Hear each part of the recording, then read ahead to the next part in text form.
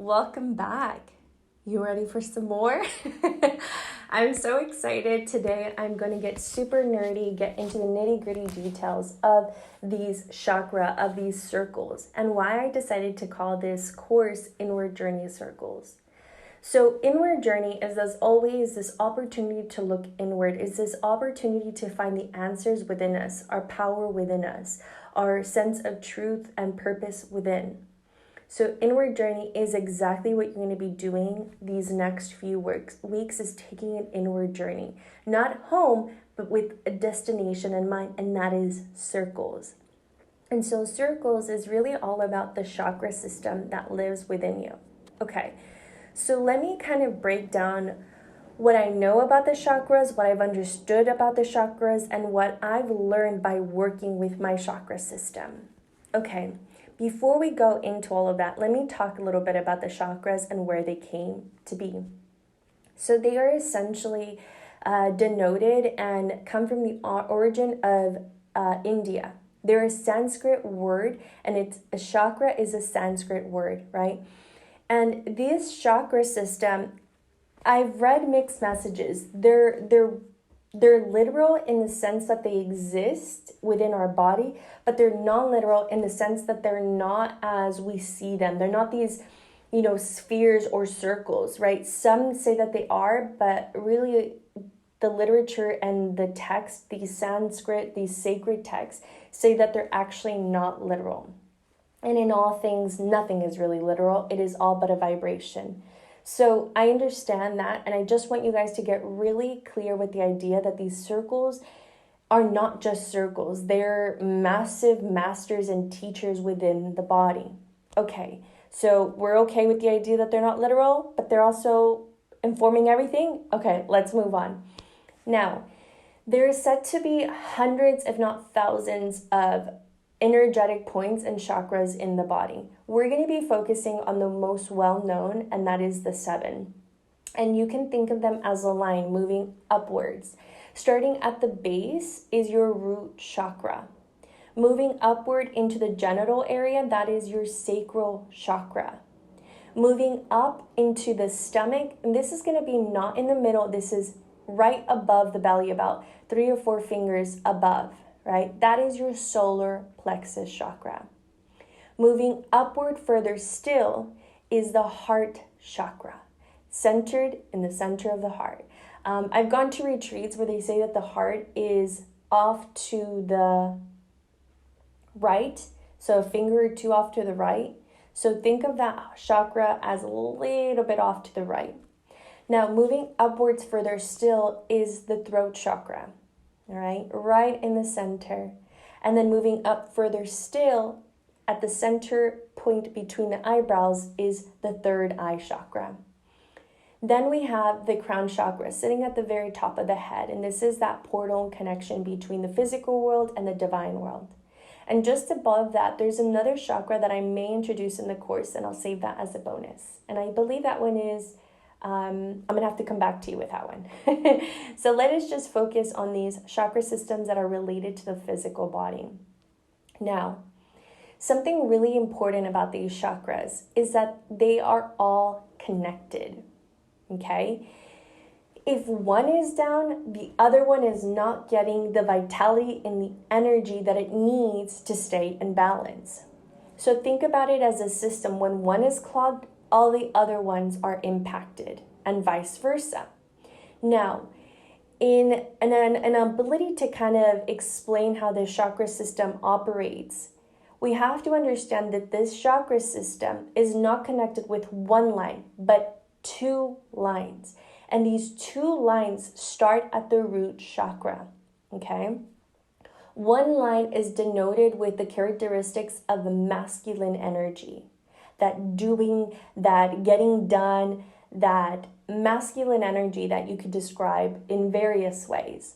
The other line is considered the feminine energy. This is the being, this is the receiving, okay?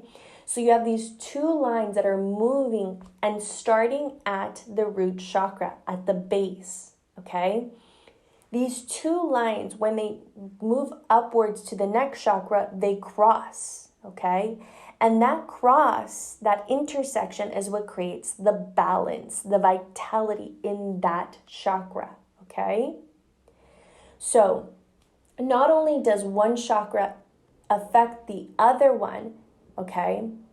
But if these two lines where the energy is moving upwards are not balanced, then you may be getting energy, right? You may be, there may still be a flow moving upwards, but if one line is pumping out more than the other line, then you can already see that there is a misalignment, there's a misbalance being fed into the next chakra system, okay?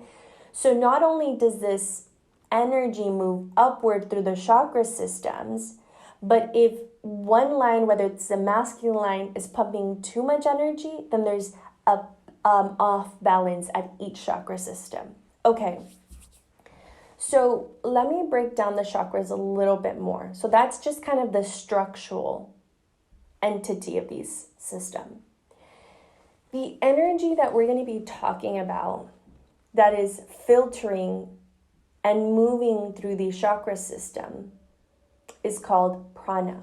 It's another Sanskrit word, but it is essentially life force. It is life, it is existence, it is soul, it is God, it is universe, it is all of it, okay? Analytically, we don't need to understand it, but that is what is filtering and moving through each chakra. Now, this prana, this life force, is constantly moving throughout our body. However, we may have low life force or high life force, depending on our Agni, our solar plexus, the one in the center, depending on that fire, okay? Or on other activities that inform and increase our prana. All right, I'm not going to take that further. I'm going to dive into that in each of the chakra systems. So all you really need to know as it relates to chakra systems is that it exists in every human being. There's a structural system to it. There is a fluidity to it when in balance, okay? Now, another element about the chakra systems that we need to clarify is that these chakras are each teachers, they're each masters, and they are helping us move through life with the information we need to fulfill our sacred contracts, to fulfill our sacred purpose. So each matters, but there will be seasons where one chakra has mastership over the others, in the sense that it's in that season that chakra needs your most attention.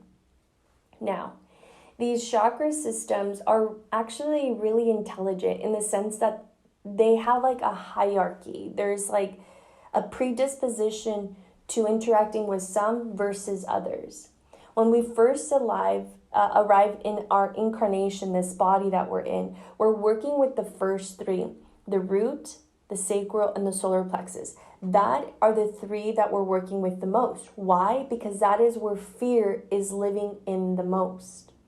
We can't even address the heart. We can't even address the throat, the third eye, or the crown until we address the first three. So we will be going in the order of root all the way to crown chakra.